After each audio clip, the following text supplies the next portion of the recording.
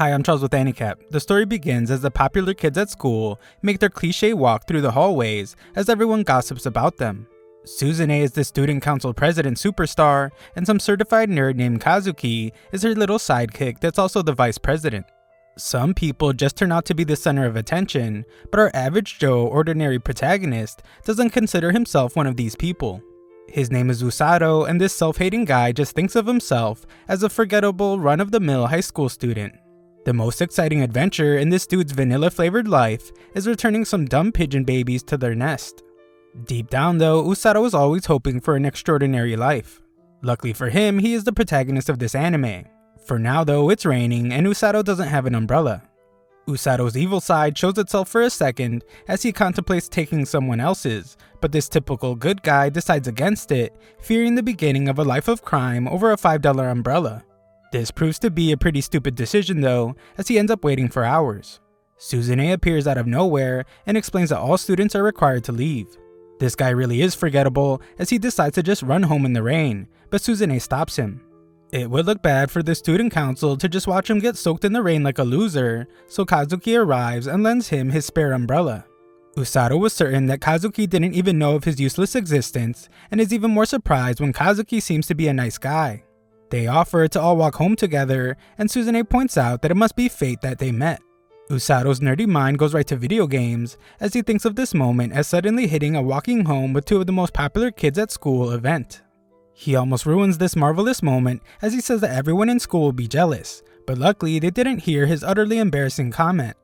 On their little walk, Usato tells Kazuki that he didn't expect him to be so nice because he only ever sees this playboy rizzing up the ladies. Kazuki only talks to the girls out of pity, and Suzune roasts him by saying that he likes talking to boys better anyway. Suzune is even more unapproachable for our shy protagonist though, as she is the top of her class in all subjects and great at all sports. Usato glazes her up even more and points out that she's also beautiful inside and out. Usato, acting like some kind of dumb gossip news reporter, finally comes out and asks if they are dating since everyone at school talks about it. The walk gets pretty awkward, but they explain that they only spend so much time together because they are on the student council. Usato apologizes for the incredibly stupid question that he definitely should not have asked, but Suzune doesn't mind since it's better than talking behind their back. Their incredibly snooze-inducing conversation continues as the three then talk about what they will do when they graduate. None of these dummies have a plan yet though. Suzune is already a third year, but she has a huge problem. She still hasn't found what she wants to do, and she immediately completes any goal she sets for herself.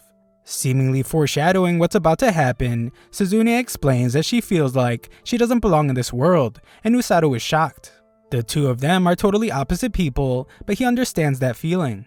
This boring conversation has me wishing that Truck-kun would pay them a visit as well, but they all stop when the two student council members hear bells ringing. The ringing gets louder and louder, but Usato doesn't hear a single thing. Just as Usato approaches the others, a magic circle appears on the ground, and he wonders if it's a gate to another world. Instead of being terrified, Suzune looks like a psycho and wonders if Usato thinks they will find magic, monsters, and heroes in this other world. Usato is shocked that she's into that kind of stuff, but time is up and they are taken away. Usato eventually wakes up and finds that they are sitting in front of a king. The boys are rightfully terrified and cautious, but something is wrong with Suzune's brain as she only feels excitement. King Jerkwad has the most basic name ever and introduces himself as Lloyd. Kazuki wants to skip the introductions though and demands to know why Lloyd brought them there. Lloyd keeps his hot-headed guard from slicing Kazuki into pieces for his disrespect and reveals that he is king, as if that wasn't painfully obvious already. The kids are still shocked by this, except for Suzune, who is having the time of her life. Lloyd then reveals that they were summoned to be heroes, making all of Suzune's dreams come true. 2 years ago, this world was attacked by the King of Demons and his army. They managed to drive them off, but the Demon Lord's power has been growing. As a last resort, they called forth accomplished individuals from another world who can confront the Demon Lord using a forbidden ritual known as hero summoning. Usato tries to remind the excited Suzune that they are having a serious conversation, and Kazuki goes all crazy. He doesn't care about heroes or demon lords and is just furious that they were summoned without consent. He refuses to be isekai'd since he is not the protagonist and demands that they get sent back to their world. Unfortunately for this side character, the hero summoning only works in one direction, so they can't go back. Kazuki still wants to go back to rizzing up all the ladies back home, but the king apologizes as they are desperate for help. Kazuki's whining marathon pushes the guards to finally quiet him down by threatening to turn him from a side character to a non-existent one. Usato calms the hothead down, and the king shockingly bows before them. He promises to find them a way back eventually, but begs that these heroes help him in the meantime. Suzune finally stops fangirling over being isekai'd and wonders why the king calls them heroes, without knowing anything about them. Some little dork named Welchie explains that the hero summoning is designed to select accomplished individuals. She explains that hearing the bells ring before being summoned indicates that they are heroes. That's actually some pretty bad news for our boy Usato though, as he was the only one that didn't hear ringing, and he wonders if he was brought by accident. Wedgie then takes them to a crystal ball that measures their magical abilities. Kazuki wonders if Usato's really okay with this, but our boy's just fine, since Welchie told him that he might be able to use magic even though he isn't a hero. Kazuki thinks Usato should be more upset, but our boy isn't a whiny little dweeb like him, and he points out that they should try to be like the overly excited Suzune. She is the first to be tested, and the color of the crystal indicates her affinity for thunder magic. As if that weren't amazing enough, she also has a ton of mana. Suzune couldn't be any happier, and it is now Kazuki's turn. This guy barely touches the thing, and Wedgie is amazed when the crystal turns white. It's light magic, and Suzune is certain that it means he can shoot laser beams out of his eyes, or even better, he might be able to use swords made of light. Usato points out that Kazuki isn't a weeb like her, and probably has no clue what she is talking about, but she scolds him for having a sharp tongue. Suzune realizes that she likes his tongue that way, and Usato's perfect image of Suzune is getting ruined every time she talks. Welchie explains that light magic is incredibly rare, and few people can use it. Light repels evil, so its power is unparalleled against demons. The bar has been set pretty high by the first two, but now it's our protagonist's turn. Usato hopes that he will at least have the tiniest bit of power, as this humble kid just hopes to help Suzune and Kazuki any way he can. He is glad when his crystal actually changes color, and everyone thinks it's a soothing color. A look at Welchie though paints a totally different picture, as she is shocked by this color change, and instantly drags Usato away without saying a single thing. Welchie urgently takes him to the king, and explains that the other two have great abilities. However, she is there about something more important. The king has a good chuckle as he jokes about Usato having an affinity for dark magic, but this doofus is shut up when Welchie reveals that the crystal ball turned green. The guards are even shocked, and Welchie begins to finally say what that means. King Lloyd stops her though, as he doesn't even want her to utter those words, and Usato begins to wonder if his magic affinity is really that bad. Our boy just has to remain confused though, as the king quickly demands that Usato be taken away from the castle as quickly as possible. They try to think of the safest place to send him, and Usato wonders if he's really that dangerous. He asks if anyone else has the same magic, and there just so happens to be another person. It's a certain girl, but the king doesn't even want her name to be spoken. Unfortunately for King Coward, this girl barges in. Everyone is terrified beyond belief as we find out that her name is Rose, and she wants to know if the heroes have been summoned. The king was really hoping that she took the day off, but Rose would never do such a thing. She questions if Usato is a hero, but King Lloyd explains that he's just some nerd that got teleported there by accident. This guy desperately tries to hide the truth and tells her that Usato is super ordinary. Rose introduces herself to Usato as the captain of the kingdom's rescue team, but our boy feels that this angry chick is more like the type to take lives, not save them. Wedgie might be a genius because she diffuses the situation and offers to take Rose to the real heroes in the crystal room. Unfortunately, Usato's an idiot that can't read the room and asks the king what his green color crystal meant. Rose is still in hearing distance, so everyone is terrified by what's about to happen. Usato confirms that his ball is green, and Rose tells the king that she will be borrowing the boy. The king decides that he must act quickly and urgently tells Welchie to get Usato away from her.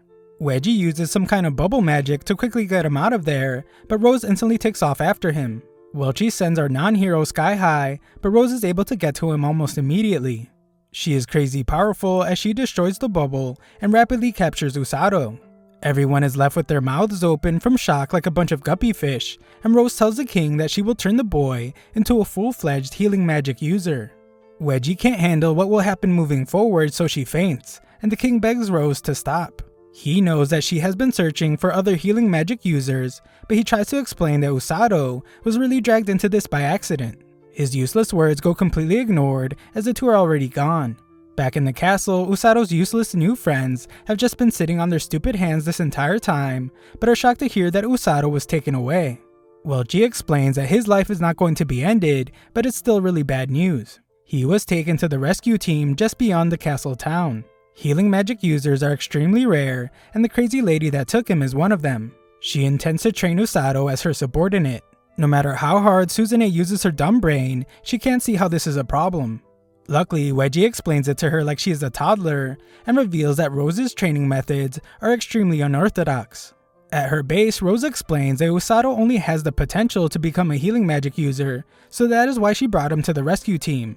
This will be his home, and she calls on her boys. Usato is terrified by these extreme dudes, and Rose tells them that they will be looking after him. She tells them to play nice, but these guys look like lunatics and introduce themselves. Usato fears the worst in every possible situation, as he wonders if he's actually some kind of offering, and he is being sacrificed to these monsters. Rose tells them not to scare Usato, but she is the most terrifying of all. The boys try to explain that this is them being nice, but Usato doesn't think these brutes know what being nice means. Rose explains that while these meatheads are her subordinates, they are not healing magic users. There are 2 other healing magic users on the rescue team, but they usually work elsewhere. It's time to get to business, so Rose explains that she will beat the knowledge on how to use healing magic deep into his tiny little brain. Usato seems to be in a permanent state of disbelief, as every fiber of his being is telling him to stay away from this insane person. Usato uses his Sunday morning church voice to ask if he could learn from another teacher, but Rose ignores the nerd and tells him that training starts tomorrow. She tells the brute named Tong to let Usato stay in his room and instructs them to eat dinner before getting rest. These guys hit Usato with the brutal reality once she leaves, as they tell him that he is screwed. Rose will be training him herself, and she's going to put him through hell. They say hell might be the least of his worries, and the meatheads have a good laugh at our non-hero's expense. That night, Usato wonders what will happen to him, but he finally shows a bit of optimism, as he is certain that things will be okay. He might be wrong, however, as we see that not even Rose knows what will happen. When Usato wakes up, he explains that he was hoping it was all a dream. Unfortunately, it's not, and he really is in another world. Suzune and Kazuki arrive to visit him, as they heard he was abducted. Usato tells him not to worry, but he has PTSD from the day before, and he gets real depressed when he remembers that he will be starting the training from hell today. He is determined to go through with it though, since he wants to make himself useful. Suzune explains that they will begin their training as well, and they all decide to do their best. When they leave, Usato feels a bit bad for them being thrown into this situation, but quickly remembers that Suzune is having the time of her life. Regardless, Usato just hopes to grow strong enough to support the 2 heroes one day. Miss Rose startles our boy, but she points out that this isn't a prison, and he can see whoever he wishes. However, that only applies to when he is not training. She gives him a journal so he can record his daily training regimen and how he feels about it. They will have breakfast first, and Usato can't believe that the training from hell will really be starting now. After breakfast, training begins, but Usato doesn't think it's actually that bad. Rose just has him feel the mana in his body and tells him to work on drawing it out. For now, he needs to perfect sensing it, so she has him do some reading. Usato is shocked to see that he can read the language of this world, and it's because summoned heroes automatically have translation magic cast on them. Rose shows how close the demon territory is to the kingdom, and explains that this is why they are always the demon's first target. This book has a bunch of information about the demons and other races in this world, so she leaves him to do some studying. The first day of training seemed quite easy, so he is sure that he will be able to handle it. Day 2 of training is much more different than he expected. It's a lot of running, and he wonders if this is really what magic training is all about. On day 3, Usato is forced to run until his muscles are so sore that he can't move. He eventually collapses, but Rose wonders what he thinks he's doing. Usato explains that his legs won't move anymore, but she gives him a good smack, and he's shocked to realize that she healed his sore muscles. Rose keeps the intensity up by calling our boy trash, and she commands him to continue running. She tells him to run like he's going to die, and she will revive him so he can keep running. Usato knows he can't tell her how crazy she sounds, so he plans to write it in his journal. On day 4, Usato begins training with the other members, but he ends up falling behind by an entire lap. Everyone trash talks him for falling behind, but he can't talk back, so he decides that he will have to write it in his journal. Day 5 and 6 was more running, with Rose berating him. Usato's anger was building inside him, and he once again planned to give Rose hell in his journal. Just then, Usato was shocked to see the light of healing magic on his hand. Training is pretty tough, but not enough to need healing, so it goes away. On day 7, Usato ran until he thought he would die again, and Rose beat him up. She seems more angry than usual, so Usato wonders if she found out that he was dissing her in his journal. He realizes that she can't read Japanese, and wonders if she can just tell by the look on his face that he talks smack in his little diary. Rose launches him into the sky so he can start running again, and Usato vows to call her a vicious gorilla in his journal. Day 8 is more of the same, but on day 9, Usato realizes the need to heal himself. He is surprised to see that he managed to heal his entire body instead of just the part that hurt. Usato realizes that he was wrong about healing magic, and he in fact really does need it. On day 10, Usato explains that he doesn't get tired anymore, no matter how much he runs, since he can now manifest healing magic on command. He eventually gets concerned, however, as all he has been doing is running. Usato questions if he will be able to help his friends at this rate, but he knows that Rose would just punch him right in his stupid face if he tried to voice his concerns to her. Rose is upset anyway, and gives Usato another 30 laps to run. Usato decides in his mind to no longer call her Miss Rose, as she doesn't deserve any more than just being called Rose. On day 11, the training regimen gets a new addition, push-ups. Usato gets all the way up into the 800s, and Rose finally reveals why Usato is training this way.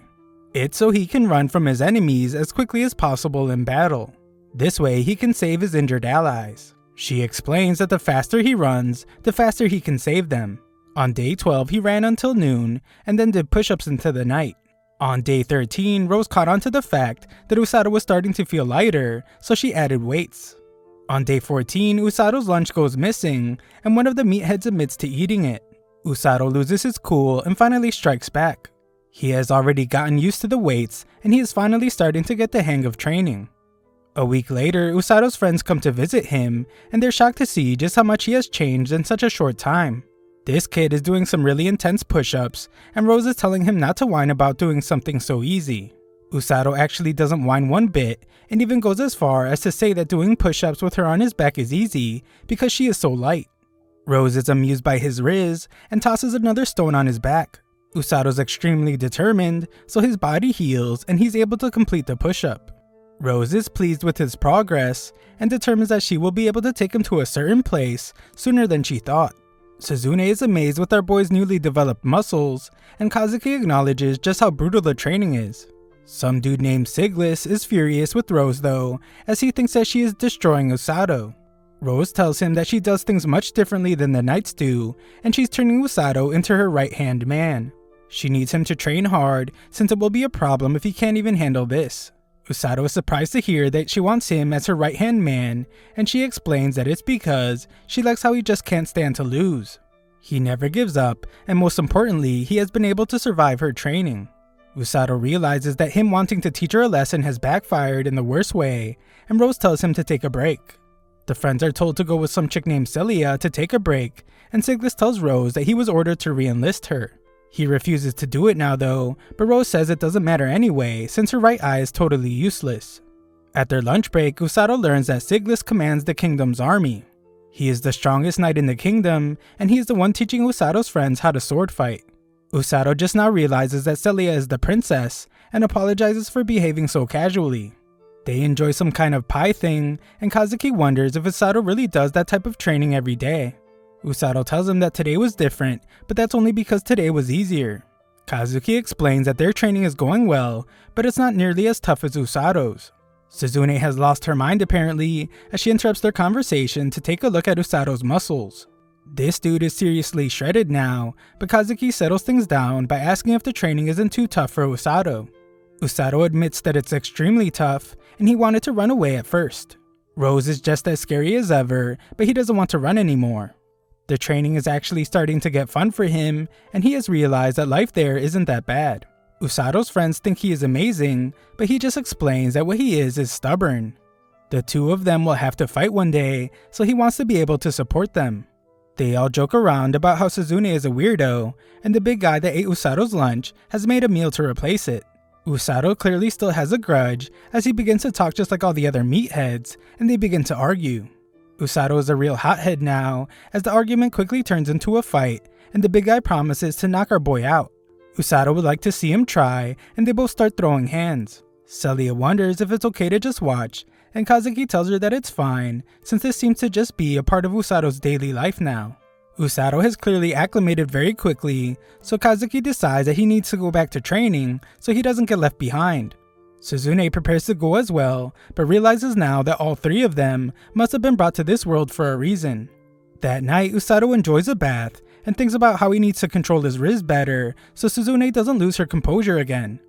Usato realizes though that she is right, his body has changed dramatically. He has been healing his muscles over and over again after damaging them from this strenuous exercise. The result is that he has gotten shredded. However, his job will be to rescue people on the battlefield, and he questions if he has the mental fortitude to match the body he has built.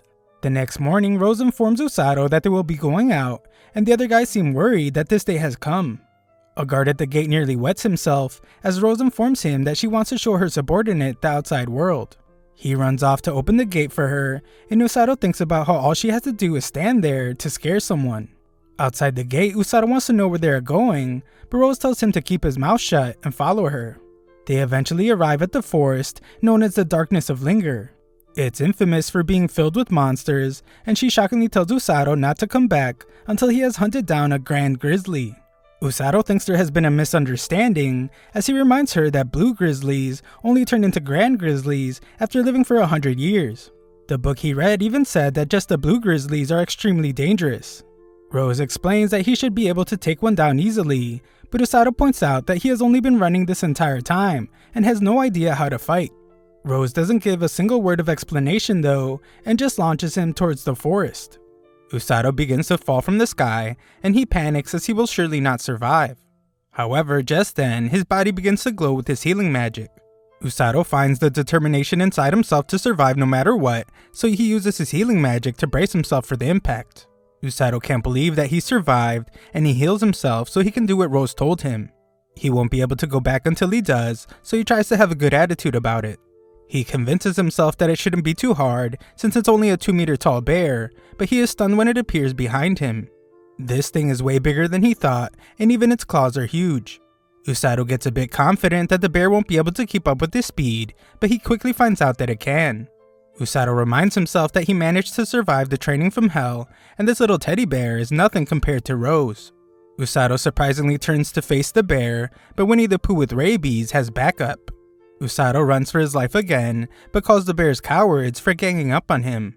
Just then, Usato hears a waterfall nearby and leaps into it to escape. The bears have no choice but to leave their prey, and Usato uses the time to regather himself. All he has are some rations, a canteen, and a knife, so he wishes Rose would have gave him something he could at least start a fire with. Taking down a grand grizzly is starting to seem impossible at this point, but he will leave that depressing task for tomorrow. Usato is just glad to have survived the first day and sleeps in a pile of leaves. The next day, Usato begins the hunt and decides that he needs to learn more about his enemy. First, he needs to learn where it lives, and he finds some scratch marks on a tree. Just then, Usato prepares for the fight of his life as he hears rustling in some bushes, but it turns out to just be an innocent little bunny.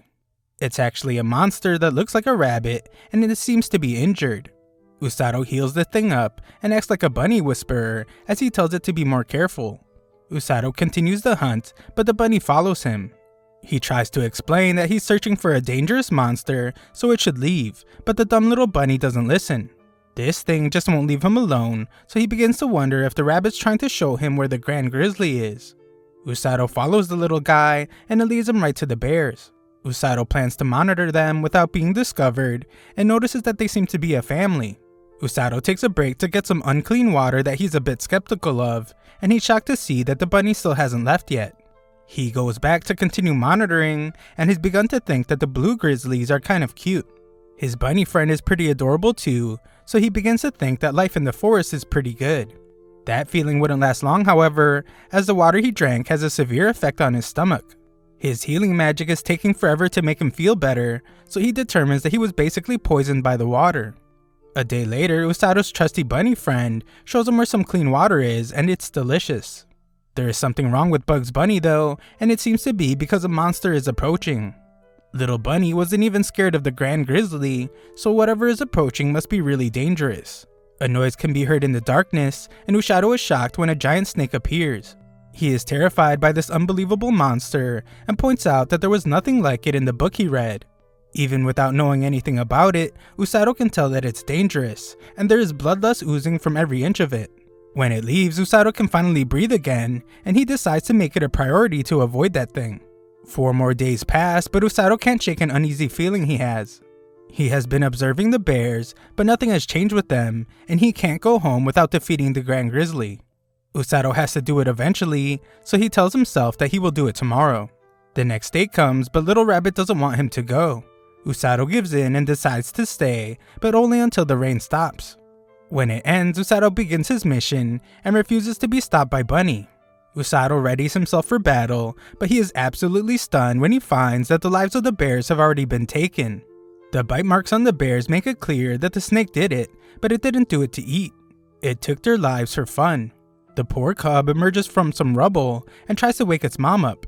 Usato thinks about how much he hates losing, especially to Rose. On top of that, he hates the fact that his prey was stolen. As the little bear cries in agony, Usato states that what he hates worst of all is what he's looking at right now. He tells the cub to just wait right there, and he vows to get revenge for it. Usato's friends go to visit him, but are shocked to hear he has been training in the forest for 10 straight days. They think that seems a bit too long to be training out there, but the guys explain that Rose makes all the decisions. Rose isn't there though, so these useless guys have no clue what's going on. Kazuki is really worried about Usato, but Suzune thinks he should be fine since Rose wouldn't have sent him unless he was ready. On top of that, Suzune believes in Usato, and she is sure he will be back soon. Back in the forest, our boy fuels his body with some snacks and makes a spear. He asks his little bunny to take him to the snake, but makes sure to instruct it to run away right after. The bunny takes him on a long journey through the forest, and the two finally find the snake. Unfortunately, it is attacking the little cub, and Usato is upset since he told it to stay home. This snake is absolutely terrifying to look at, but Usato insists that there's nothing scarier than Rose. Usato thinks the snake looks confused when he begins his attack, but it's not, and it almost eats him. Usato counters with a stab to its eye, but he gets knocked back and must heal himself. Usato managed to blind it on one side, so he determines that it's a side he will have to attack from. This snake is insanely dangerous though, and it quickly manages to bite down on our boy's arm. Usato's in immense pain, and he is shocked to realize that the snake baited him into attacking its blind spot. Usato is furious to have been tricked, but he reveals that the arm it bit was holding his knife. Usato manages to heal his arm enough so that it can move, and stabs the snake from inside its mouth. Usato somehow managing to hold his own, but things take a real bad turn as he realizes that he has been poisoned. This is a seriously unfair fight, as the snake is both huge and poisonous, but Usato has the advantage of being able to heal himself. Getting poisoned by the water forced him to learn how to heal himself from the inside out. Usato does just that, and prepares to attack again. This snake is about to end his life with one tail swing though, but the little cub steps in to help. These two have great teamwork right off the bat, as the bear lets Usato jump off its back so he can get on top of the snake. Usato uses some foul language to call the snake stupid, and he somehow manages to land an insanely powerful punch. Usato's determined to end the battle right now, so he jams a spear further into the snake's head. He yells out as he gives it everything he has, and the little bear helps out by pinning the snake down. The snake is eventually defeated, and Usato can't believe that they actually did it. The bear seems to have taken a liking to Usato, and he points out how they got their revenge. He would like to heal the little cub, but he is using up all his mana to neutralize the venom in his body, and he can't even move. That's really bad news though, as he is shocked when the snake gets back up. Usato can't even move an inch, so the little cub tries to help him, but Usato just tells it to run away. The snake moves in to end his life, and Usato thinks about all the people in his life. He determines that this entire situation is all Rose's fault, and he yells out that she is a violent ogre. Just then, this violent ogre descends from the sky and shockingly stomps right on the snake. Her angry attitude causes her to call the snake an idiot, when Usato wonders how she knew to come help him. Rose reveals that the bunny named Kokoro told her. Kokoro is her pet, and she told it to watch over Usato. Usato explains that the rabbit showed up injured and looking for help, but Rose just points out that he is a sucker. Kokoro put on an act to gain his trust, and he fell for it. Rose was always nearby in case she needed to step in, but she planned to intervene as little as possible. However, she never thought that the giant snake would appear.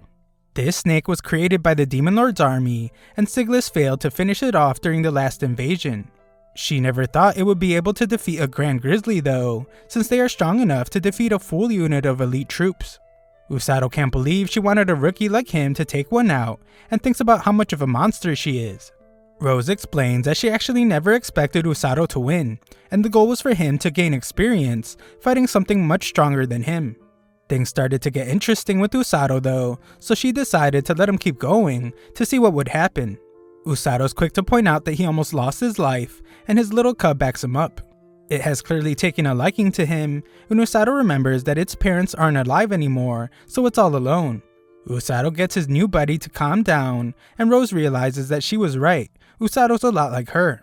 She angrily informs the bear that he will be coming with them, and he will carry the loser that couldn't even lose his life properly. Usato wonders if the cub is really okay with everything, but this is one mature bear, as it's ready to go. They prepare to head back, but Usato can't help but think how terrifying Rose is, as she carries him and the bear over her shoulder.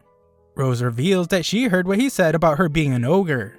She then terrifies her boy as she explains that he won't be getting any sleep tonight. They head home and Rose reveals that Usato actually passed the test with flying colors.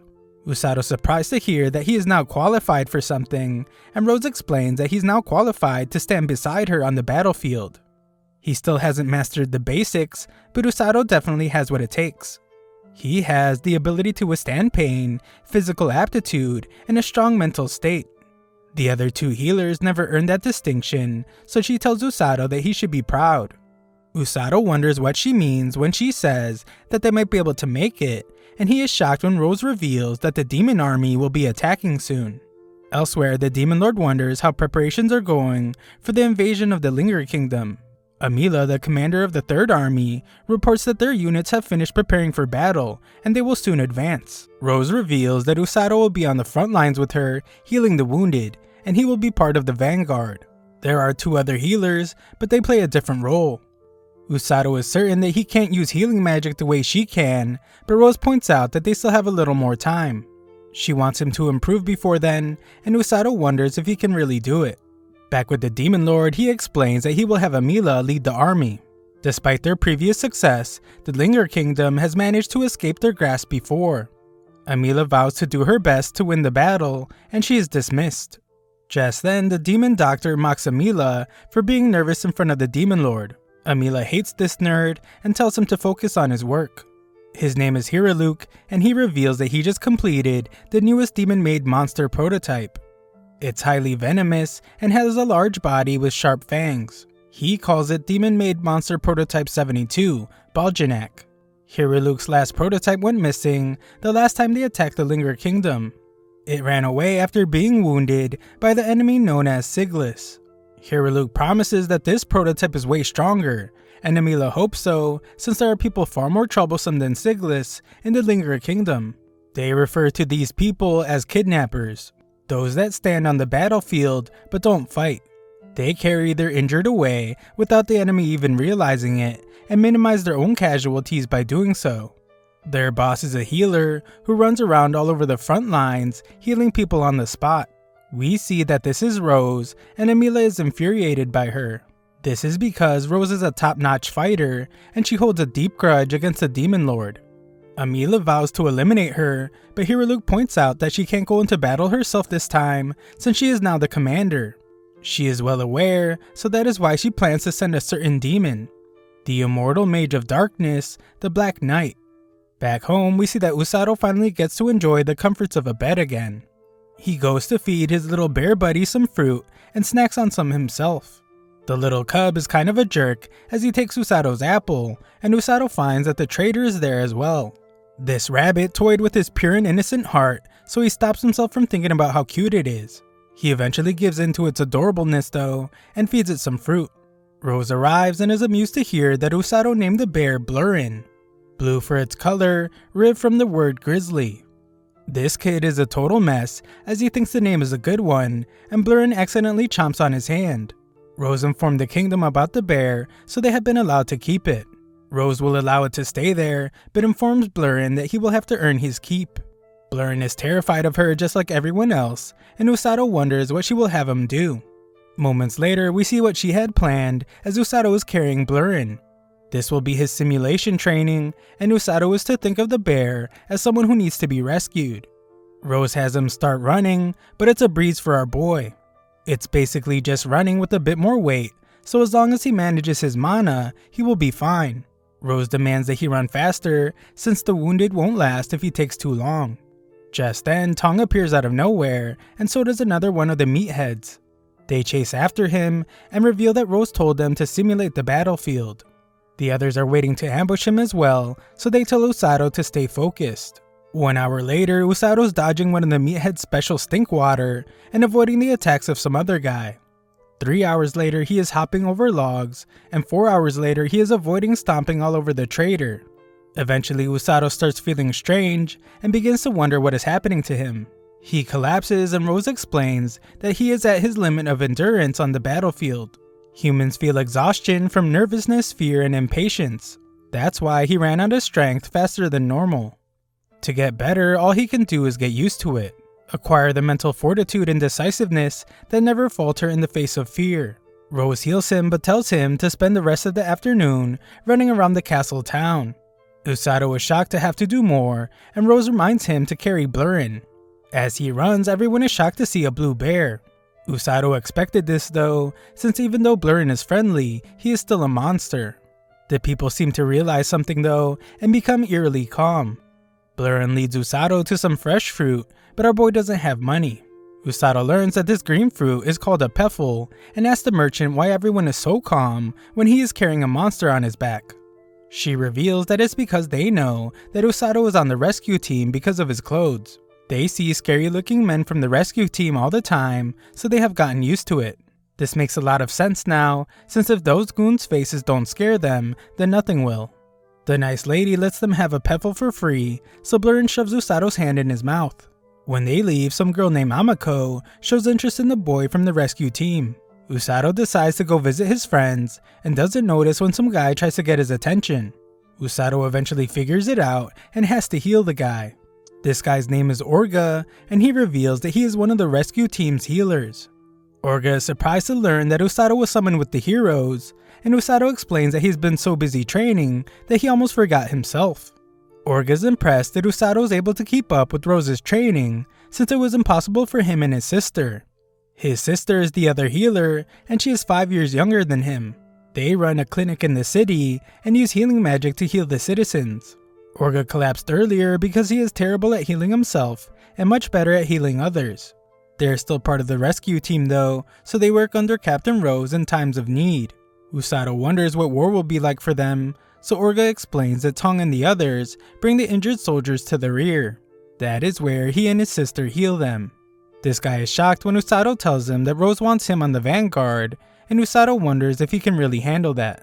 Orga explains that the knights and heroes who fight on the front lines are in the greatest danger, so Usato immediately thinks of his friends. When they fall injured and get left behind, normally all they can do is wait for death. However, having a rescue team allows them to be saved. The job is a dangerous and exhausting one, but Rose wouldn't choose someone she didn't completely trust. Before Orga leaves, he asks Usato not to hate Rose too much. He knows she isn't the nicest person, but he explains that it's more like she is just clumsy with people. Usato surprises him though when he reveals that he has never hated Rose, even if he does have unresolved issues with her. When Usato leaves, Orga expresses relief that Rose has finally found someone. Orga's sister Uru arrives, and he tells her that he just met someone interesting. They will meet each other soon enough, and he is sure that Uru will like him. At the castle, Usato is allowed to enter with Blurrin because Rose vouched for him. Usato thanks the guard, and he thinks about how a lot of people seem to trust Rose. Usato runs past a bunch of people training and finds Suzune. She's glad to see him, but wonders what the blue thing is on his back. Usato tells her about his forest adventure, but she just wants to know if she can touch the bear. Usato lets her and promises to heal her if she gets bitten. Suzune considers herself the heroine of their little story, so she is certain the animals are supposed to love her. She is very wrong, however, as Blurrin hilariously slaps her hand away. Usato tries to make her feel better by saying that Blurrin is just shy and has her try calling his name. Suzune politely asks Blurrin to be friends, but he just eats her hand instead. Usato doesn't make her feel better at all this time and suggests that she might have a tainted soul. Usato has Blurren release her, but Blurren just starts eating his hand now, and Suzune wonders if Usato has a tainted soul as well. After their little comedy routine, Usato notices that Suzune's hands are all roughed up, and she explains that it's from going hard during training. Usato reminds her that she needs to treat wounds properly, so he heals her. Suzune is amazed, and she wonders if Usato really came just to see her. Usato points out that he came to see his friends, but that's obviously not what she wanted to hear. Suzune reveals that Kazuki went outside the kingdom to gain experience fighting monsters with Siglis and the others. Siglis informs Kazuki that the Demon Lord will attack soon, and they will surely bring more powerful forces this time. Siglis points out, however, that they have him and Suzune now, so the troops' morale is soaring because they are heroes. Siglis is certain that they will be victorious, but Kazuki seems to have doubts. He gathers himself though and promises to do his best. Just then they encounter some monsters and prepare for battle. When Kazuki returns, it will be Suzune's turn to gain experience. Usato can tell already that she will have the time of her life, but she wishes he would worry about her. Usato says he does, but Suzune points out he didn't really seem to mean it, and they have a good laugh. Usato leaves and Suzune wonders if Usato even realized how comfortable he has gotten with her. As Usato runs, he thinks about how everyone is preparing for the war, so he wants to be able to help them. In his old world, all he could do is admire people who could do things he couldn't. However, he is not that weak person anymore. That night, Rose is glad to hear that Usato's training is going well, but he explains that he still needs to run more to get used to it. Usato stops her from leaving as he wants to talk about what she said earlier. He points out that he barely survived against the snake monster, so he was terrified when she mentioned the Demon Lord's army. He didn't want to set foot on the battlefield, but today he found a feeling even stronger than fear. He realizes now that he can fight, but he refuses to take any lives. He vows to save anyone he can, and declares that it's because he is part of the rescue team. That's exactly what Rose wanted to hear, since they are going out there to save people. His job is to snatch up the wounded that the enemy is about to finish off. It's also to keep those at death's door alive, even if it means risking his life. Rose wants him to keep spitting up those ideals, since that's how the rescue team must be. This was the first moment Usato actually felt like he was part of the rescue team. The next morning, Rose reveals that the king has sent a message. He wants Usato to head out so he can join Suzune's training outside the castle. Usato is surprised, but we see that Suzune couldn't be more ready. Usato wonders why he has to join Suzune and points out that Kazuki had Siglis with him. Rose explains that Usato was supposed to join Kazuki as well, but he just got back from the forest. She assures Usato that he will only be there in case they need a healer, and he should be back home in 3 days. Suzune is glad to see Usato, but even more excited to have Blurren join them. She assumes that he brought the bear so they can learn to bond, but that is not the case. Usato only brought him because Blurren doesn't like anyone else. Suzune then introduces him to Haruku the Knight and Korin the Mage. Usato recognizes this guy, and it turns out that he used to just be a measly side character that stood watch at the castle gate. Rose explains to Suzune that Usato's healing magic isn't omnipotent. It can heal wounds and cure poison, but it cannot bring people back from the dead. She tells them not to take it for granted, and Suzune completely understands. Rose is certain that they will be fine since Suzune was trained by Siglis, and Rose has nothing to say to Usato. Usato knew she wouldn't have anything nice to say anyway, so Rose leaves them be. Suzune can tell that Rose is really strong, but Usato doesn't know what she means. Suzune just lets it go though, and they set out to begin training. Back at the castle, Sully is worried when she sees Kazuki practicing his sword strikes. She points out that he just got back from training, but he assures her that he got a lot of rest. The shy Sully is glad, but asks him to take care of himself, and she leaves. Suzune tells Usato about how exhausted Kazuki was after training, but Kazuki said that the experience was definitely worth it. He battled a ton of monsters in a clearing by the darkness of Linger, and that's exactly what they will be doing as well. Usato just got back from there, and he wonders if Blurren misses home.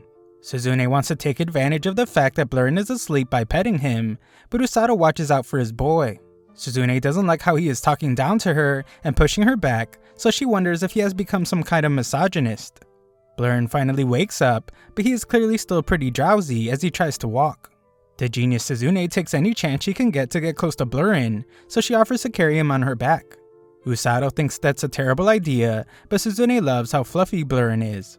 Her joy is short-lived, however, as her body collapses under the weight of the big cub. After Usato heals her, Korin detects multiple entities ahead of them. Aruko tells the others to get back, and some bandits appear disappointed to have been found. They were planning an ambush, so they decide to try and rob our group. Aruka refuses to give up any goods, but the bandits point out that they are way outnumbered. Usato takes one look at the sorry bunch and thinks about how they aren't intimidating at all. Usato assures Suzune that they aren't a threat, but she's just amazed to see bandits for the first time. The guys are terrified to see a blue bear, but they realize that it's just a cub. These horrible guys decide to catch it and skin it alive, but Suzune instantly comes to his defense. Usato is impressed that Suzune used such a powerful attack while managing not to end the guys' lives, and he encourages her to go all out. The bandits decide to avoid the magic attacks by getting in close range. Usato treats Suzune like a Pokemon and instructs her to use Thunderbolt. Suzune easily wrecks the bandits, but she does not like being treated like Pikachu. Aruku joins the fight, but they are interrupted by a horde of boars. This is shocking since they live much deeper in the forest, and Blurrin must step in to push some of them back. Usato takes a hit while protecting Suzune and uses his healing magic to brace their fall. They end up falling through some trees and into a river, but Suzune is in bad shape. Usato realizes that this is the same river he jumped into before, and remembers that there is a waterfall ahead. He tells Suzune to take a deep breath and blacks out. When out of the river, Suzune sees that Usato isn't waking up, so she vows to get him to safety. She plans to repay her debt for him saving her, but Usato reveals that he just woke up and he is fine. He is only a little embarrassed now, but so is she.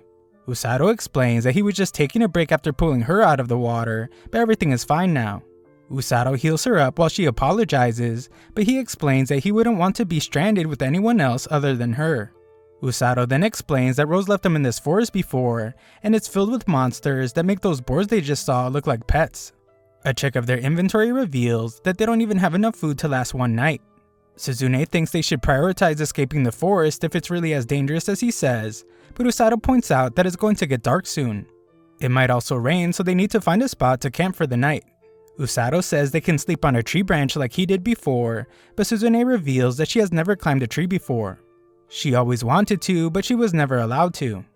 Usato wonders if she was raised by strict parents and decides that they can just take shelter from the rain in a little cave. Usato recommends that she get out of her wet clothes, but she makes him promise not to peek first. Afterwards, Suzune uses her lightning ability to catch some fish. She then uses it to start a fire, and Usato couldn't be happier to have her around. Suzune awkwardly sits away from Usato and notices that he is even more ripped than before. Just then, some venom monkeys appear. Usato only read about them, and this is his first time seeing them in person.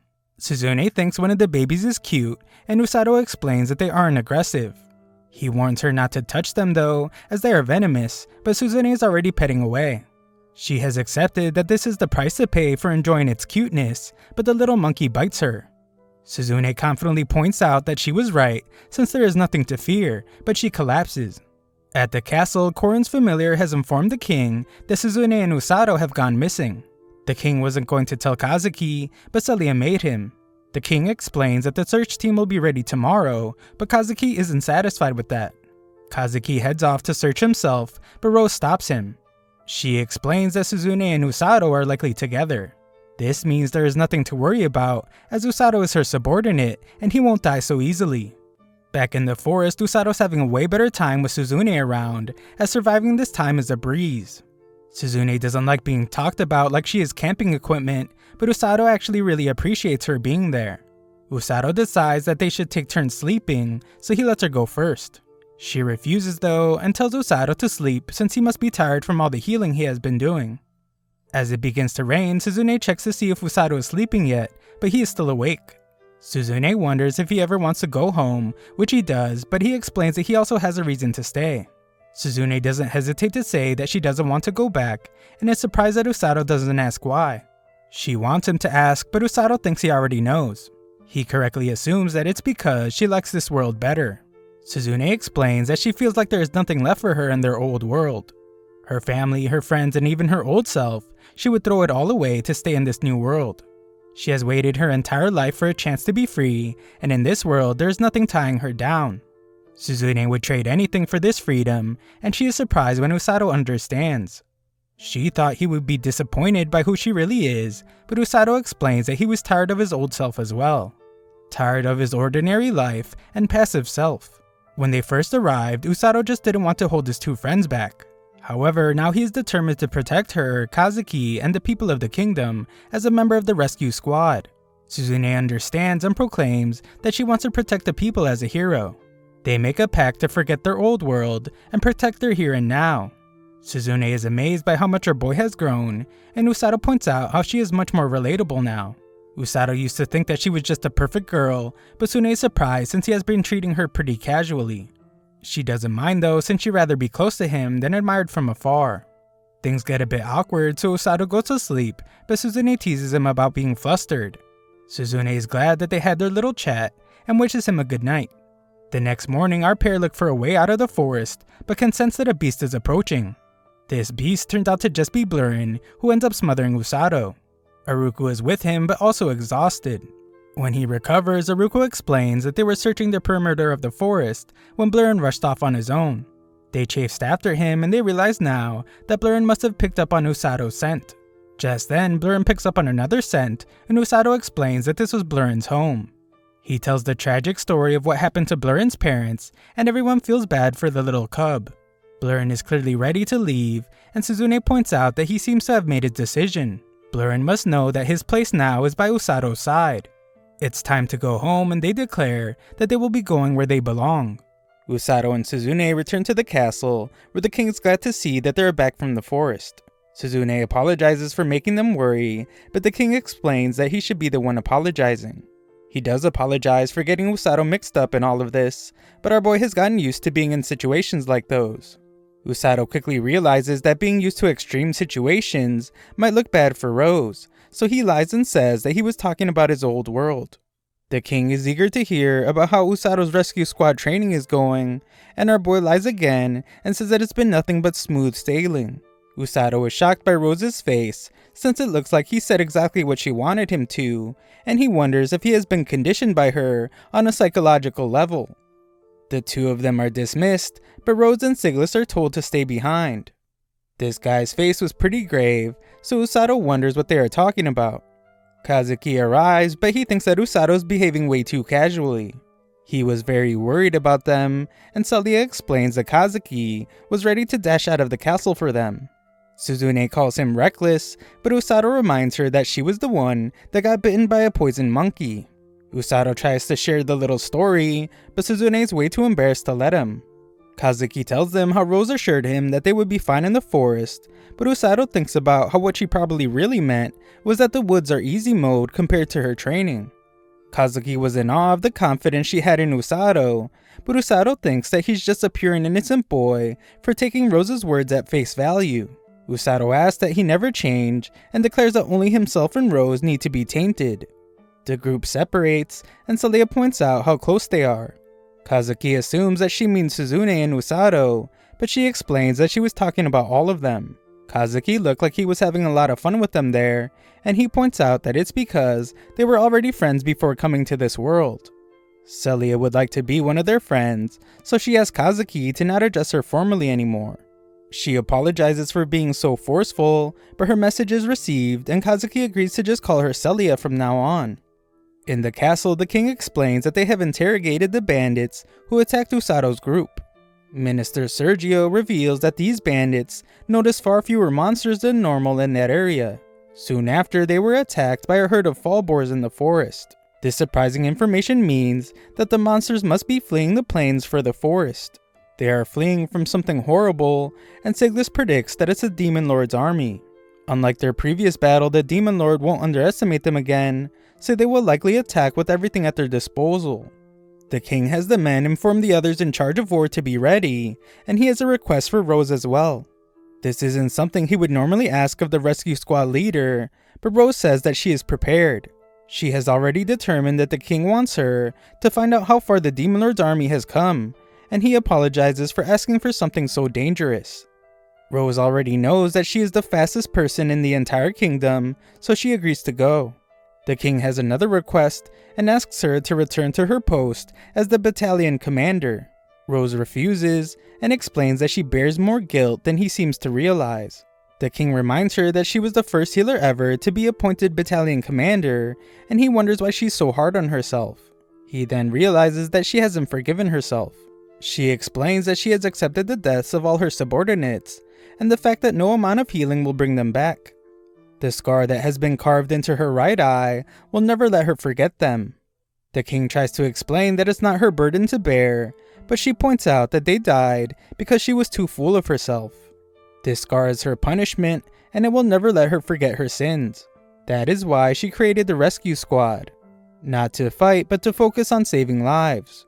The king points out that the rescue squad saved many lives in the war 2 years ago, but that isn't enough for Rose.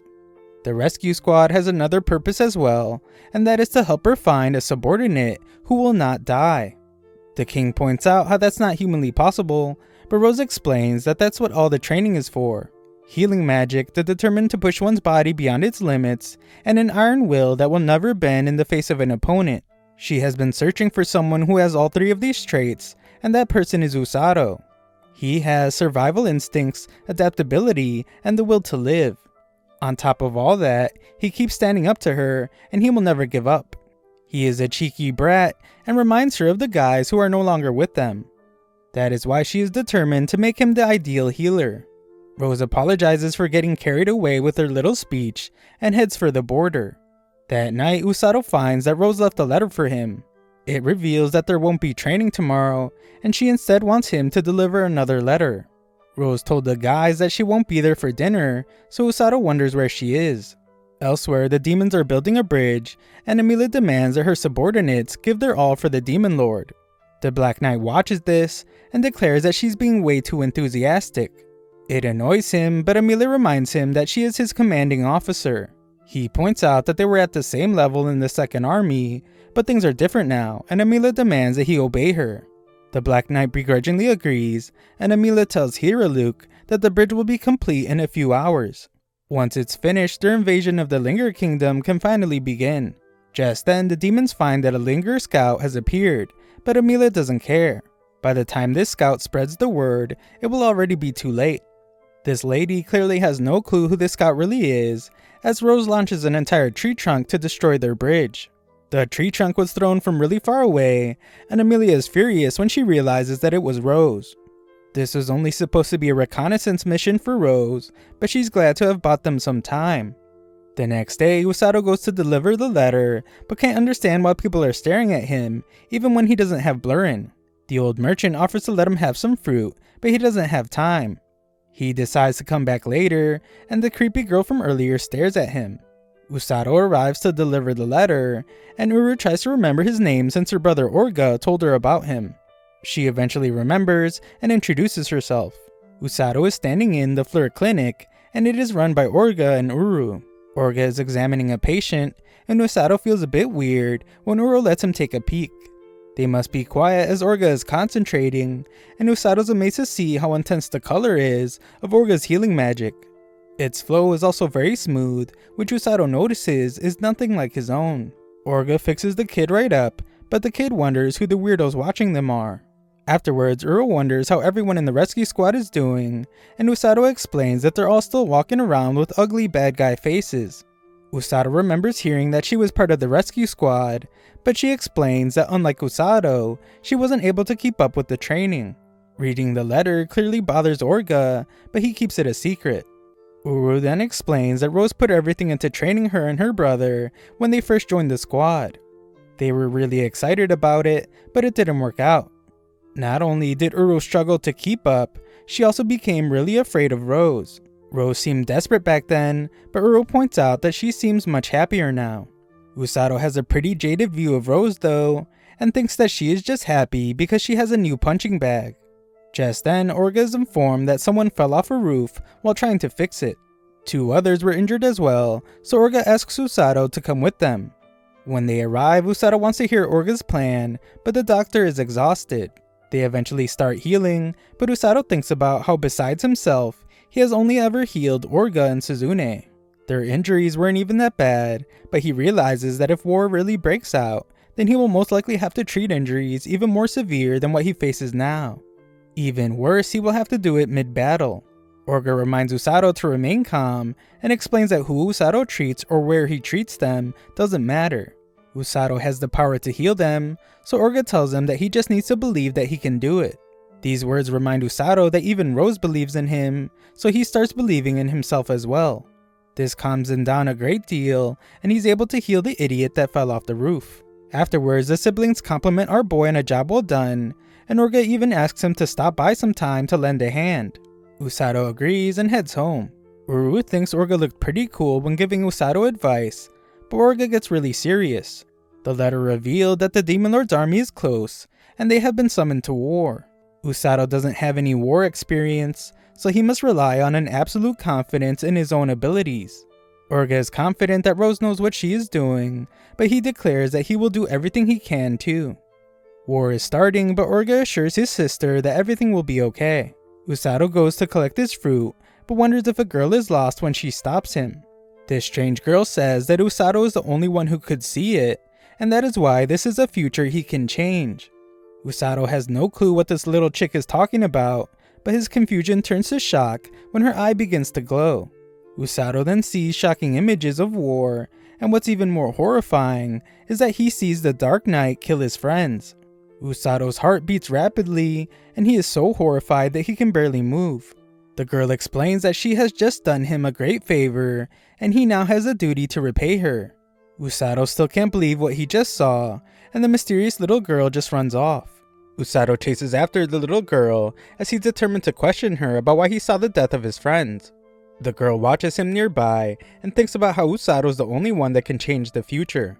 Usato questions a guard if he has seen the little fox girl, but he hasn't. Rose arrives to scare the guy away, so Usato pities him for being terrified by Rose. Usato can understand him though, as Rose manhandles him.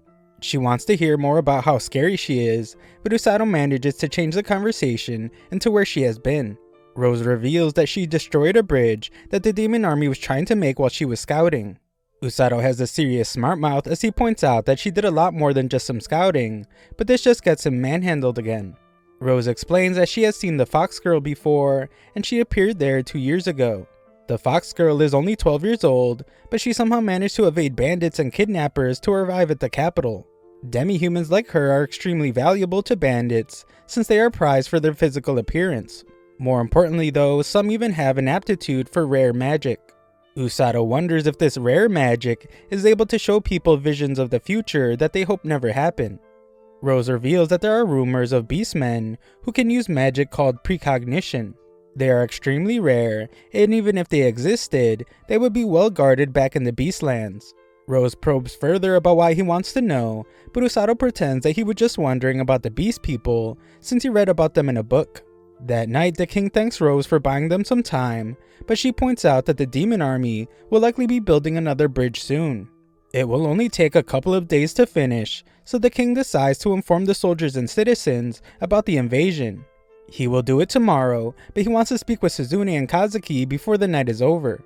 On their way to see the king, Usato's friends run into Celia. Kazuki has a pretty awkward interaction with her, and after exchanging pleasantries, they part ways. Suzune wonders what happened between them, but Kazuki says it was nothing. Elsewhere, Usato finds that he can't fall asleep.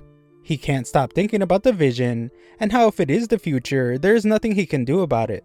However, he remembers that the Fox Girl told him that he's actually the only one that can change this future. Just then, Usato spots something outside, and it turns out to be Kazuki. The two talk about how much they have been training, and Kazuki reveals that they just spoke with the king. They were told that the battle with the Demon Lord's army will soon begin, but they both already knew that. However, when Kazuki pictured himself fighting, he couldn't fall asleep. He admits that he ran away from the castle to come here, and reveals that he is scared to fight.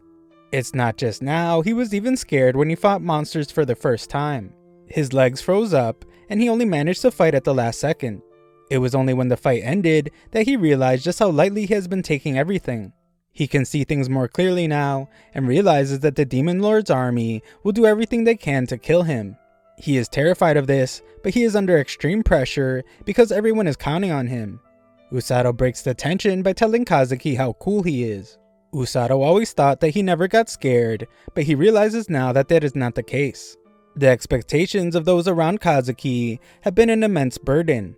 Usato points out that Kazuki doesn't actually have to live up to those expectations, and sometimes he can put himself first. As for Usato though, he confidently explains that he will be going to battle. He wants to save those who will fight the Demon Lord's army.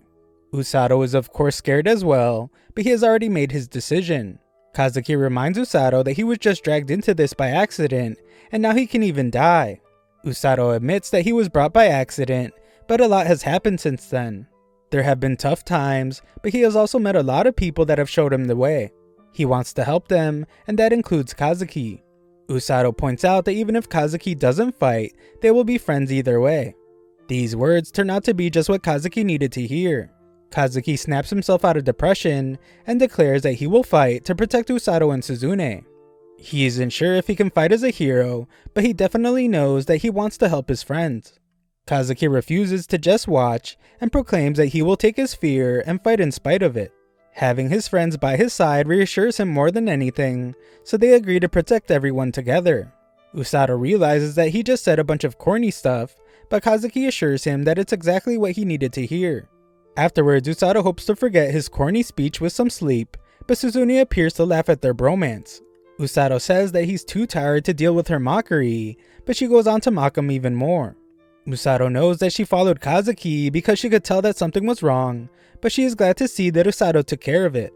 Usato admits that there is a part of him that doesn't want to fight, and Suzune wonders if he doesn't want her to fight either. Usato would rather she not, but he knows that she has already decided to live in this world. This is true, so she leaves, as they all have a big day tomorrow. The next day, the king makes his announcement. It's only a matter of time before the Demon Lord army invasion, so he plans to intercept them in the grasslands. 2 years ago, they pushed back the Demon Lord's army, but he is sure that they have gotten stronger since then. It won't be easy, but he reminds everyone that they have gotten stronger as well. He points out that they have 2 heroes now, in Kazuki and Suzune. They also have the help of the rescue squad, who play a critical role on the battlefield. The king concludes his speech by assuring them that they will win, and everyone gets hyped. Later, Kazuki goes to see Celia. He apologizes for coming unannounced, but she is actually glad. He confirms that they will be going into battle, so she prays for his safety. He swears to protect the country, but more importantly, he promises to come back to see her. The shocked Celia hopes he will, and the two say goodbye. Elsewhere, Uru fawns over Blurrin. Usato lets her pet him, but warns that Blurrin might not allow it. Uru is certain that they will be the best of friends, but she is severely mistaken, as Blurrin slaps her hand away. Blurrin keeps slapping her away, so she's glad to see that a little bunny has appeared to make her feel better. This girl just can't catch a break though, as Kokoro teams up with Blurrin to push her away. Usato must then keep Orga from crushing himself to death, and they watch as Uru continues to try and pet Blurrin. Orga reveals that she's actually really nervous since it's her first time in battle. Her erratic behavior is just her way of hiding her anxiety. Usato is then called to go see Rose, but he just now realizes that he has never been to her room before. Usato fears that she has decided to torture him, but he arrives to find that she just wants to talk. She wants Usato to explain his role on the battlefield, so he says that it's to heal the injured with her on the front lines. That is only partly correct, as the beginning of the battle will be different. The other squad members will bring the wounded back to the rear, and they will treat them there along with Orga and Uru. There won't be many wounded on the front lines at the start, so they would just be sitting ducks there. Furthermore, Rose tells him not to heal the wrong people on the front lines. Usato thinks that she means not to heal the enemy, but she calls him an idiot as that's not what she means. There will be people that are injured but still fighting. He shouldn't try to heal these people since he will just get in their way. It will be up to Usato to use his judgment to decide who to heal at a moment's notice. Usato completely understands, and Rose finally gives him his rescue squad uniform. It was designed this way because it was made to help them stand out on the battlefield. Our boy Usato couldn't be happier, so she tells him to put it on. Rose is glad he put on so much muscle, since Usato is able to fill the suit up well because of it. Rose manhandles him once more to explain that healers are not immortal. Once they die, it's over. The one thing he can never do on the battlefield is take his life for granted. Usato explains that he obviously doesn't want to die, but this just makes Rose call him an idiot again. Talk is cheap, as Rose knows plenty of people that talk the way he does and died anyway. Being part of the rescue squad means that he must save himself too, so he shouldn't underestimate the value of his own life. Rose doesn't want to hear any self-sacrificing talk from him, or she promises to end his life before the enemy does. Usato hears her message loud and clear, and confidently declares that he will save everyone, including himself. She questions if he can really do it, but he reminds Rose that she was the one that told him to speak his ideals. Usato thinks about the vision he saw, and determines that it doesn't matter if it really is the future. He knows what he must do, and that is to not let Kazuki or Suzune die no matter what. Later, our heroes head out to a camp where they will prepare for battle. It's taking a bit too long to get there for Uru's liking, but they have to get a safe distance from the kingdom before they can fight. Usato wonders what the demons are like, so Rose explains that they look like humans, but they are stronger and have more mana. This isn't just true for their commanding officers, as even their regular soldiers are really strong. Rose wonders if he is scared, but our boy Usato points out that he knows someone way scarier. Rose can't believe some little smart mouth that came to this world by accident will turn out to be as strong as he is. Usato reminds her that she put him through crazy training to get him this way, and he admits that at first, he was just trying to outdo her. Usato prepares to get yelled at for his smart mouth, but he is surprised when it never happens. This is because Rose has gotten very serious, and she remembers her old squad. A look back to 5 years ago shows when Rose was the battalion commander of the Linger Knights. The kingdom just received a report of demon sightings in the grasslands near the darkness of Linger. The king issues an order to have guards protect merchants passing through there, but he points out that the demons are far stronger than humans, and contact with them should be avoided at all costs. Siglis and Rose fear that the demons are planning to invade, so Siglis plans to have his troops ready just in case.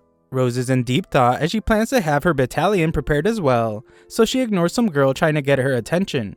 Rose scolds this girl named Owl, but Owl is upset since Rose could have cracked her skull open. Owl wonders how serious the demon situation is, but Rose scolds her again for eavesdropping on a top secret meeting. Rose assures her that the situation isn't that big of a deal, and Owl is certain that they could handle it either way. Rose reminds her to never underestimate their enemy, and she decides that she will oversee everyone's training later. That's the last thing Owl wants, so she tries to remind Rose that she has a lot of other responsibilities to deal with. They return home, and Rose declares that it's time to get everyone back into shape. The other knights blame Owl for bringing this torture upon them, and they take out their frustrations on her. Owl begs for help, but Rose just ignores her. 1 week later, more reports reveal that the demons are attacking monsters in their territory, so Rose is sent to investigate. Rose informs her knights about this mission, and she explains that she was told that there are 10 to 30 enemies. Owl tries to encourage the bunch, but they still blame her for the intense week of training that they just went through. Owl tries to point out that they are stronger because of it, but this just gets them more upset. Rose knows that Kakuro would be able to detect monsters for them, but this mission is too dangerous, so she has decided that her bunny friend will have to stay home this time. Rose reveals to everyone that she will be joining them on this mission, and everyone gets excited since they are invincible when the commander fights with them. They will be able to fight to their fullest, since Rose can just heal them whenever they get injured. Owl encourages them to give it their best, and they finally all agree with her. The next morning, Rose and her knights make their way through the forest. They don't find anything on the first day, so Owl explains that the commander has decided that they will explore the west side of the forest. That area is pretty dangerous, so they will have to leave their horses here, but the others wonder if they should check the other areas first. Owl states that it's not necessary, since she has a feeling that something is on the west side. The others take a moment to think about it, but they happily agree to do as she says, as they respect her as their deputy commander. It's time for them to rest, so Rose decides that she will take first watch. Everyone sleeps, but Rose can tell that Owl is still awake. Rose offers to knock her into unconsciousness, but Owl has something to ask her. She wants to know why Rose chose her as deputy commander. Owl thinks she is pretty average, and there's nothing special about her. Rose has trained everyone to be the best, but Owl points out that she pretty much just runs errands. Rose points out that Owl hasn't messed up at all, so she has no complaints. Owl explains that she's always desperately doing her best, and she is shocked when Rose reveals that that is why she will be able to hand over the title of commander to her one day. Owl freaks out because she thinks the others would go crazy, and she thinks about how she used to be. Owl was always stubborn and never listened to orders she didn't like. No one was able to control her, and whenever anyone complained about it, she would shut them up with her strength. Owl was famous for being a strong knight that didn't listen to her superiors. Owl then met Rose, but she stayed the same stubborn person. The only difference was that Rose didn't let her walk all over her. Rose whacked her when Owl didn't listen and chased her down when she tried to flee past the border. Then when Owl tried to punch her, Rose hit her so hard that she lost consciousness, along with all memories of the incident. Rose doesn't remember hitting her that hard, but Owl thinks she must be joking. Owl explains that she never wanted Rose to get the better of her. No matter how hard the training was, she always wanted to succeed and hated losing. It didn't seem like much to Rose, but it was a huge change for Owl. She never had someone look after her to the very end without giving up. Everyone else eventually got fed up, but Rose continued to challenge her. Owl thinks the other knights feel the same way. Rose understands them best, which is why she's the only one that can be their commander. Rose calls her a brat that doesn't want to leave the nest, and Owl is stunned that this is how she responds to her touching speech. Rose agrees that she understands them best, which is why she should be trusted to pick their next commander. She explains that she didn't pick Owl at random. She picked her because she never gives up and always looks forward. That mentality is the stable foundation that the others stand on. As long as Owl just keeps being herself, the others will follow her. Owl seems to finally be understanding, but Rose just wants to knock the cheesy grin off her face. Rose points out that the world is always changing, so Owl will have to learn to accept that. However, the fact that she was once their commander will never change. There's no need to think about it so deeply, so Owl finally understands. Rose tells the others that it's time to sleep, and Owl is shocked to see that everyone was listening. They all declare how much they trust Owl and point out how they always listen to her when it counts. The embarrassed Owl wants all the compliments to end, so she threatens to beat them all up before the demons do. The next morning, they find signs of the demons hunting monsters. Coming to Linger territory just to hunt monsters doesn't make much sense, so they wonder if they're doing it just for fun. Owl suspects that there must be some other reason, but they are interrupted by a loud noise. They find some demons nearby, but they are discovered instantly. Rose tells the others to stay back and demands to know what the demons are doing in their territory. The demon explains that he actually doesn't like this mission, but he must do it as they will benefit greatly in the future. He refuses to explain further, so Rose tells them to leave. If they go home quietly, then she will let everything else slide. The demon is impressed with how bold she is being, but he declares that he cannot allow them to live. Rose leaves Owl in command and explains that she won't be able to give orders while she's fighting with the demon leader. The battle begins and Owl declares that they will show the demons the power of their teamwork. The demon tries an attack, but Rose shows her insane speed and knocks him back. The demon doesn't even have time to think, as Rose follows that attack up quickly and eventually sends him flying. Rose already knows that she can't land a good hit, as this demon was able to manipulate the wind in a split second. Rose leaves the rest to her knights, and she goes after the demon leader. She battles it out with him, and stops his movement by launching giant trees at him. Rose shocks this dude with her relentless barrage of attacks, but he isn't even close to being done. Rose continues attacking, so the demon admits that he has never seen a human with her speed. She has no interest in talking though, and just wants to bash his face in. The demon surrounds her with his wind blades, but Rose is just as confident as ever. The demon thinks she is stupid to risk her life by crossing the wall of wind blades, but he is shocked when Rose begins healing herself. He just now realizes what her magic is, but it's too late as she lands a punch. The demon now knows that she is a healer. Her immense physical strength and high-speed healing make her a strong melee fighter. He acknowledges her as a monster, and they introduce themselves. This guy's name is Nero. He summons his weapon and declares that he will now kill Rose. Rose has no fear at all and proclaims that she will beat this guy down before he can. Back at the other fight, one dude uses an ability to put a demon to sleep. Owl lands an attack as well and declares that they need to show the power of Rose's personal unit. Rose is busy fighting Nero, and she realizes that his demon sword is imbued with a curse. She cannot let it touch her no matter what. Just then, Nero does manage to cut her face, but she lands a counterattack. He is sent back near the others, and Rose heals herself. She knows that Nero isn't done just yet, so she demands that he get up. Nero is impressed by her and her subordinates. They are quite skilled and easily the most troublesome group he has ever encountered. Nero thought that true heroes no longer existed among the humans. He has changed his mind, however, as Rose and her group have become their biggest obstacle. Nero's sword begins to glow with darkness, and he declares that the era in which demonkind trembles before the humans will end, as their lord will soon awaken. This lord is merciless, savage, and cruel, but he brings the demons blessings and victory. This guy shocks Rose when he releases a bunch of power and states that he must defeat her group so they can awaken their lord. The fight begins to turn as one of Rose's subordinates lands an attack, but she realizes that the demon isn't affected. The demon proclaims that they are simply weapons of the demon lord, and if they lose their life, they will just take them down with them.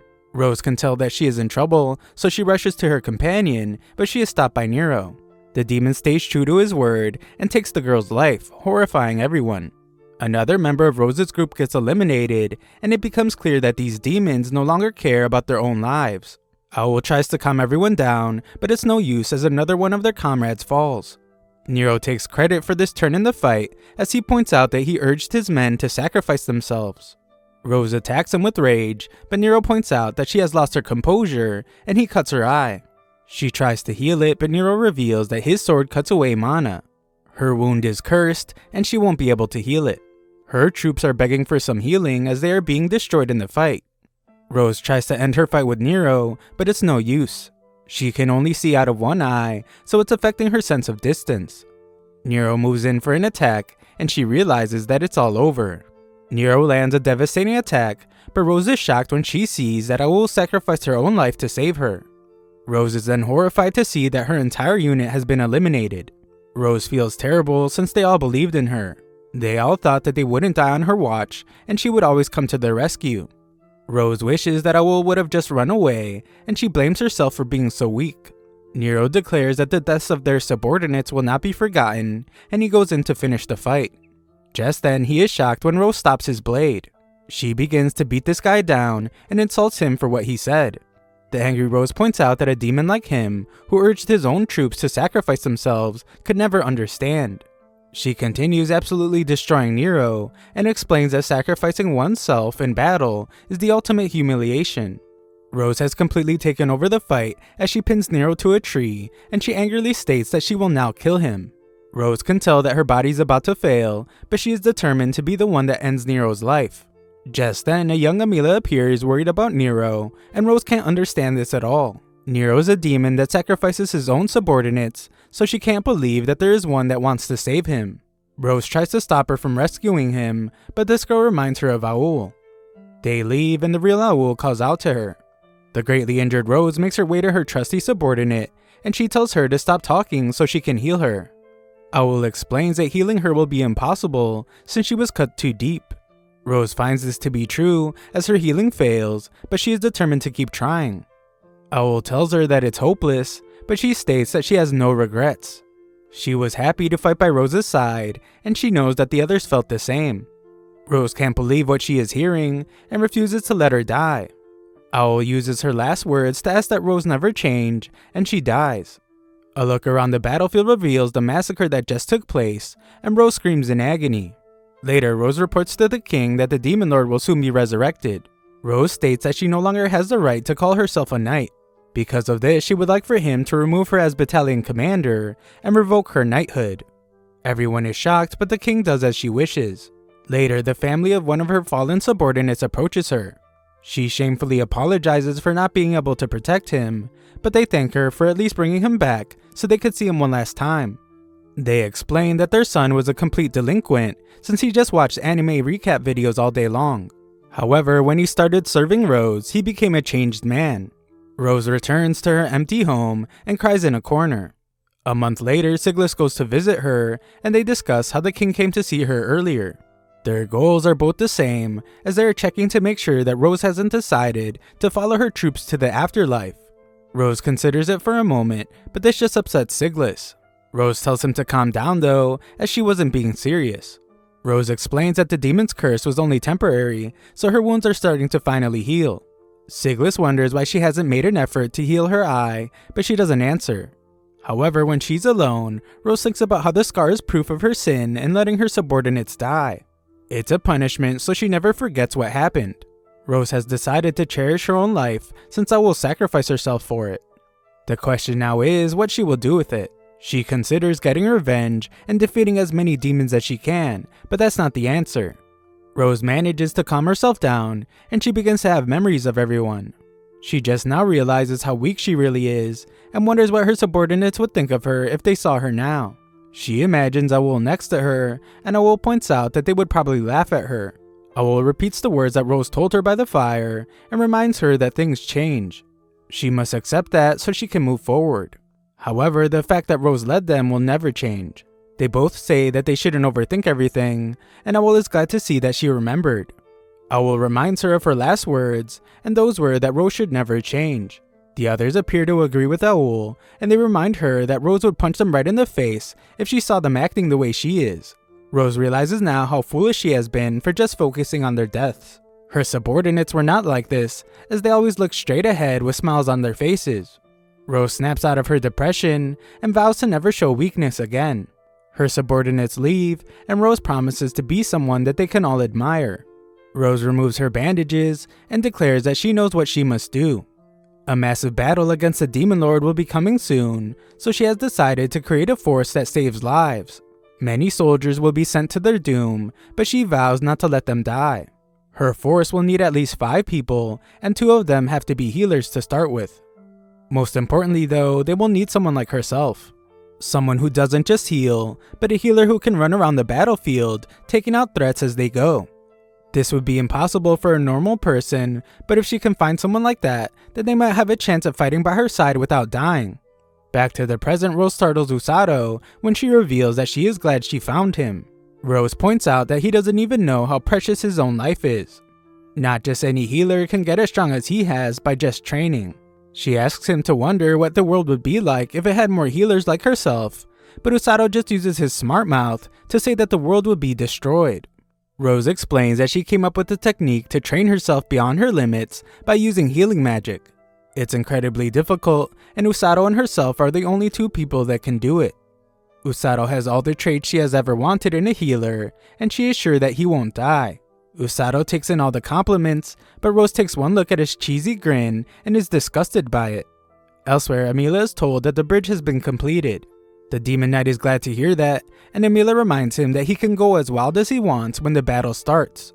This guy is confident as he warns that the battle might end in an instant since they are just up against humans. Emilia reminds him not to underestimate them, as they have the ones known as kidnappers. These kidnappers steal the wounded, but the knight isn't worried about them. He just thinks they run away all the time, but Emilia points out that they are actually monsters. The knight is glad to hear that they might be able to make things interesting. He doesn't care what they are, as long as they make him feel alive. Sometime later, the Linger army has finished setting up camp. Usato wakes up and thinks about how it's finally time for battle. Suzune has woken up as well, and she wonders what Usato thinks about her amazing armor. Usato isn't really too sure what to say, but she helps him out and tells him how pretty it is.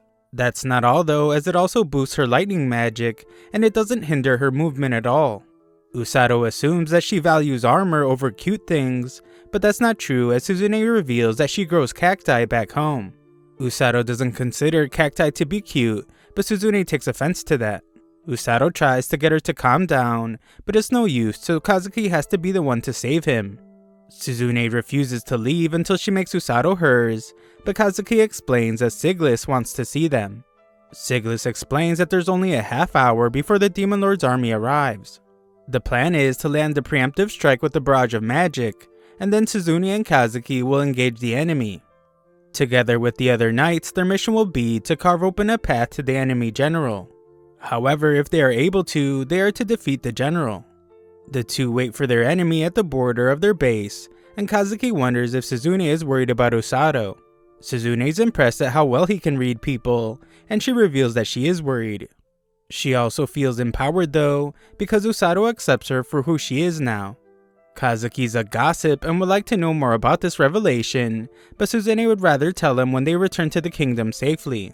Just then, the 2 of them sense something, and the demon army appears. The Linger army prepares their magic, and so do our heroes. Everyone fires their spells at the army, but they are shocked when the demons disappear. They determine that it was illusion magic, and they are shocked to find that the army is approaching from a different direction. Nearby, Rose tells her men to head out onto the battlefield. Their mission is to bring back anyone that is injured, but most importantly, they must make it back alive. As for Orga and Uru, they will be stationed in a tent, and a kid named Maruku will act as their guard. Rose and Usato will head out to the battlefield after a while, but in the meantime, they will heal the wounded at the base. Usato is worried about his friends, but Uru reminds him that he has to think of himself, especially since he will eventually be going to the battlefield as well. Just then, Tong already brings the first injured, and they must quickly begin healing. Usato is really nervous at first when he sees how bad the damage is, but he eventually manages to start healing. His patient is frantic and explains that a giant snake blew her away.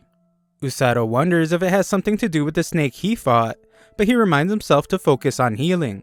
On the battlefield, we see the snake as it does serious damage to the Linger army. The Black Knight is disappointed to see that the humans aren't putting up much of a fight, but he is then stabbed from behind. The soldier declares victory, but he's shocked when he's the one being stabbed next. He can't understand how this could be possible, and the Black Knight simply points out how weak the humans are. The poor guy wonders what kind of monster this knight is, but the Black Knight isn't even sure how to answer. The guy tries to get away so he can tell the others, but the Black Knight has grown tired of him. The knight prepares to take his life, but he gets distracted. Gerd explains that it's his special stinky water, and he runs off with the injured soldier. The knight notices that this was one of the kidnappers, and he laughs as he realizes that they will make things much more fun. The knight considers going after him, but he gets distracted by something more interesting. Gerd returns with the kid, and the others rush to heal him. Rose determines that it's time for them to head out, and Usato is ready. Rose tells the others that they will be leaving, and she reminds the guard to protect them with his life. As they leave, Rose tells Usato about an enemy she heard about. He wears black armor and uses a peculiar kind of magic. She tells Usato to be careful, and he is reminded of the Black Knight in his vision. Usato freezes up, so Rose wonders if he will be able to take someone's life. Usato points out that his job is to save lives, but she considers him a fool for saying that in the face of death. She has a technique for cases just like this one, and tells him something we don't get to hear. Whatever she said works, as Usato is now ready for battle, and the two of them split up. Usato gets his first look at the battlefield, and it's not pretty as there are casualties everywhere. Usato manages to rescue someone from being eliminated, but he must quickly dodge an attack soon after. Rose makes her presence known as well, as she rescues someone also. Usato tells the guy he saved that he healed him while carrying him, so he should be ready to fight again after getting a little rest. Elsewhere, Suzune amazes the other troops with her powerful magic, and she tells them to take any injured back to base. Suzune is clearly bothered by all the casualties, but she puts up a strong front for Kazuki. He warns that there is a powerful snake doing some serious damage, and Suzune reminds him that they must make a path to the enemy general. They determine that they must take down the snake, but they are shocked when the Black Knight confronts them. Our heroes have no clue who this monstrous demon is, but they can tell that he is unlike any of the soldiers they fought before. She tries to tell the troops to stay back, but it's too late as they send their spears through the night. The Dark Knight doesn't seem bothered at all, and Suzune wonders if he doesn't feel any pain. The knight is surprisingly able to morph his body and push them away, so Suzune tells the troops to fall back. It's too late, however, as the troops somehow take serious damage. Suzune tries to stop Kazuki from attacking next, and the knight is impressed to see his light magic.